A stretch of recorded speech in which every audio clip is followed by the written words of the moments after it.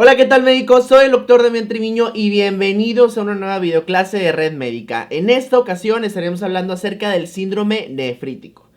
Bueno, el síndrome nefrítico, por definición, va a ser un proceso inflamatorio renal que se va a estar definiendo por la presencia de uno o más de las siguientes características, que son hematuria con acantocitos, cilindros eritrocitarios urinarios, una proteinuria menos de 3.5 gramos en 24 horas, hipertensión, edema de leve a moderado, piuria estéril, oliguria, azotemia. Vamos a ver que existe una gran diferencia entre el abordaje de un síndrome nefrítico y de un síndrome nefrótico, principalmente las patologías que se encuentran asociadas. Es importante que tú como médico, ya sea para tu vida profesional y para el examen nacional de residencias médicas, tengas muy encaminado cómo hacer el abordaje entre uno y otro. Recuerda que yo hablo de síndrome nefrítico cuando tenemos inflamación a nivel glomerular, pero no me va a estar traduciendo que tenemos un daño ya irreversible, muy bien, sino que únicamente tenemos un proceso inflamatorio a nivel del glomérulo. Entre las etiologías vamos a ver que predominan muchas glomerulopatías como la glomerulonefritis postreptocócica, la nefropatía por IgA o enfermedad de Berger, granulomatosis con poliangitis, poliangitis microscópica, granulomatosis eosinofílica con poliangitis o Churg-Strauss, que estas últimas se recuerda que son vasculitis asociadas a ANCA, y algunas que otras vasculitis también, como el síndrome de Wood-Pasteur o el síndrome de Alport. También tendremos patologías propias como la glomerulonefritis difusa proliferativa, rápidamente progresiva y membrano proliferativa. Como perla y como tip, recuerda que niveles bajos de C3 lo vas a ver en las glomerulonefritis postreptocócica, en la nefritis lúpica y la glomerulonefritis membrano proliferativa, que estas se van a estar presentando como un síndrome nefrítico, ¿no? Entonces, anótalo ahí en tu resumen para que lo tengas a la mano esta perla clínica. En cuanto a su proceso fisiopatológico, yo les dije que tenemos un proceso inflamatorio, ¿verdad? Entonces, ese proceso inflamatorio me va a estar liberando citocinas, las cuales a su vez me provocan un daño capilar glomerular. Aquí tendremos daño a nivel de la membrana basal, que la hacemos esta porosa, permeable a proteínas, y tendremos el característico síndrome nefrítico, que se caracteriza porque la proteinuria no es más de 3.5 gramos y la presencia de hematuria por la fuga de la integridad de la pared, con también fuga de glóbulos rojos, eritrocitos dismórficos, cilindros de glóbulos rojos en túbulos renales. Tendremos además oliguria porque la inflamación o el proceso inflamatorio local en la membrana basal provoca que tengamos una disminución de la capacidad de filtración. Entonces, si tenemos una disminución en los movimientos de líquido y solutos a nivel de la membrana, pues por ende tendremos una disminución también en la tasa de filtrado glomerular. Y eso se va a estar manifestando como oliguria. Por el mismo contexto, el mismo proceso fisiopatológico, también tendremos elevación de azuados, ya que el aclaramiento de la creatinina y el resto de productos de desecho no se va a realizar de forma adecuada. Tendremos principalmente aumento de urea y también tendremos retención de sal, en donde vamos a poder ver que va a existir una expansión de volumen intravascular y eso se va a traducir clínicamente con hipertensión y además con edema de miembros periféricos. Pero recuerda que el edema que nosotros vemos aquí en el síndrome nefrítico está más asociado a la retención de sal y no es un edema por pérdida de proteínas.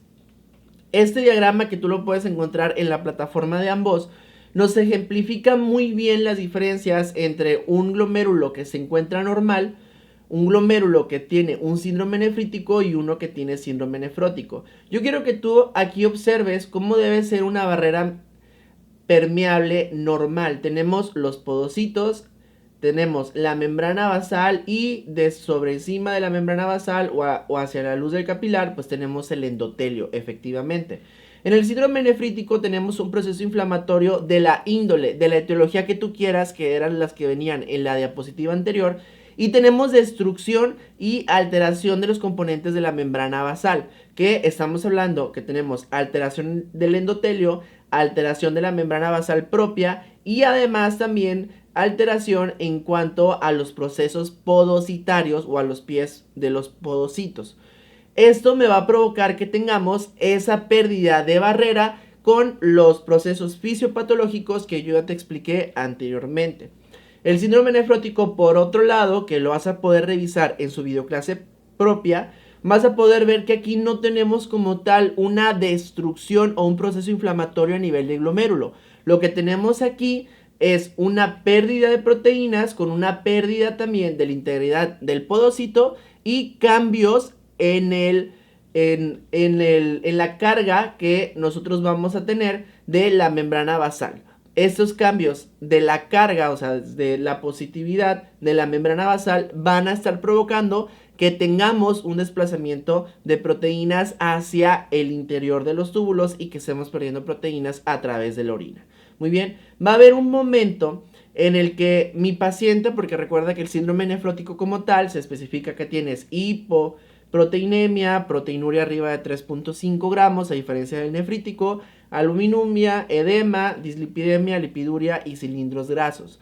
Pero va a haber un punto en donde va a haber una combinación entre síndrome nefrítico y síndrome nefrótico, que tú puedes tener un síndrome nefrítico con proteinuria en rango nefrótico, o puedes tener un síndrome nefrótico que además esté presentando con algún daño mesangial y se esté manifestando como la presencia de hematuria, que no correspondería tanto al síndrome nefrítico. Entonces, a ese término, entre si es uno, es otro, la combinación o estás haciendo el abordaje, se le denomina síndrome mixto de nefrítico y nefrótico. No te compliques la vida.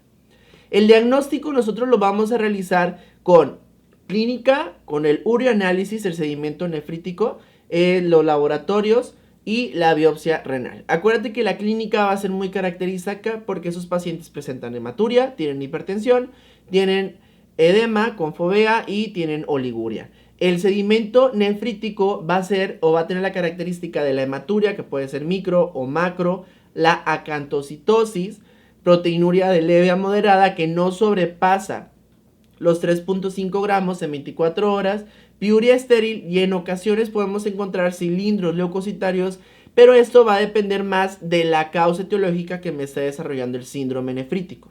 En los laboratorios, elevación de creatinina, de azuados, disminución de la tasa de filtrado glomerular, aumento del complemento de Lozana o Losanca, dependiendo de la etiología. Obviamente, si estás pensando en una vasculitis tipo ANCA, Chur-Strauss, Wegener o PAN, pues vas a tener elevación del ANCA, C-ANCA o P-ANCA, dependiendo de qué tipo de vasculitis es la que tienes.